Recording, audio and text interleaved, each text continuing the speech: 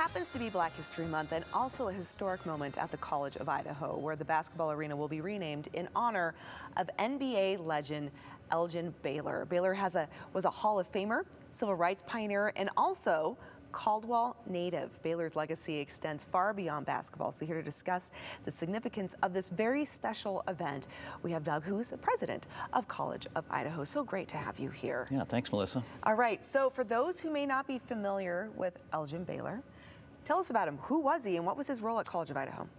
Elgin was absolutely a legend. So he came to the College of Idaho in 1954 from Washington, D.C., sight unseen. Joined a team with 5 other African-American players, came to the College of Idaho for one reason. We were the only school in the country that offered him an opportunity to play on an integrated team. So wow. You think back to then, Duke, Kentucky, all were segregated teams. So he wanted to play on an integrated team. We were that only school that offered him that. So came here and honestly launched an incredible NBA career. He was the first Black player to be drafted #1 in the NBA, has the record for most points scored in an NBA final, so just a phenomenal basketball player. Yes, absolutely. And one of our producers on Idaho Today was all about Elgin. He's like, oh yeah, Elgin Baylor, yeah. So, but when he was at College of Idaho, like you mentioned, it was basically the only opportunity he really had to play on a collegiate team. What does that mean to you today to know that that opportunity was offered back in a time in itself which was incredibly challenging for when it came to equal and especially civil rights? Yeah, it's first of all makes me really proud. Makes me proud of Caldwell. Makes me proud of Idaho that long ago we were a place that was welcoming, able to provide opportunities to anybody and everybody. And so to get him out here, it's the first time he ever was in an integrated classroom. First time he ever was able to drink from an integrated drinking fountain. You think about all those firsts.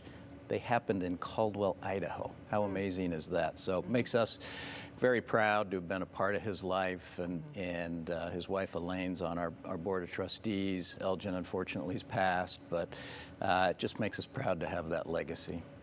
I can imagine how excited she is to hear that there's going to be a building named after him. Tell us about that.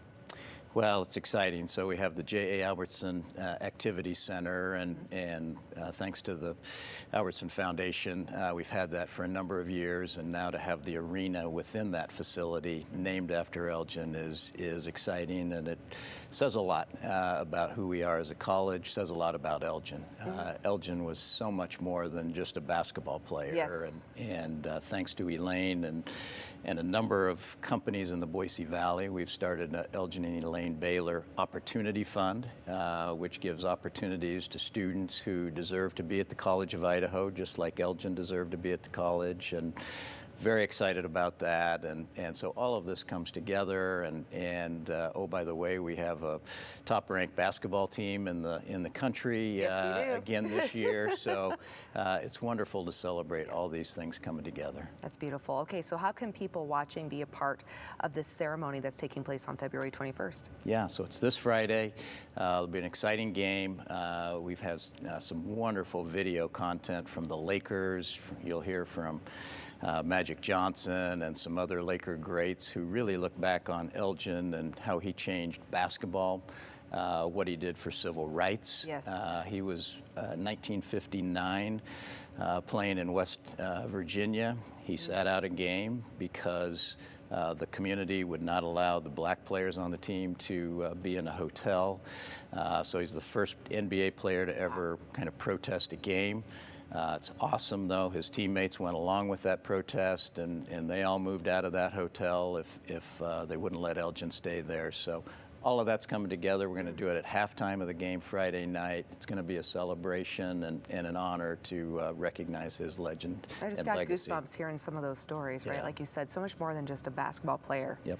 I mean, being an NBA star like he was is massive in itself, but what he did, the impact of what he did was a ripple effect beyond that, well beyond, all the way into human rights, and something we're still feeling today, which is beautiful. Yeah. Okay, so where can people go so they can learn more and attend? You bet. You can go to yoteathletics.com. Come to the game Friday night. That's the easiest way. It's going to be a packed house, as it always is for the Yotes, and we'll have a big celebration there. Lots of video. Go online. Just go online, Google Elgin Baylor, and you can see what a phenomenal player he was, but he's even a better person. Oh, love it. Thank you so much, Doug. Greatly Thank you for appreciate it. having me. And thank you for doing what you're doing. That's fantastic. Everyone stick around. More to come here on Idaho Today right after the break.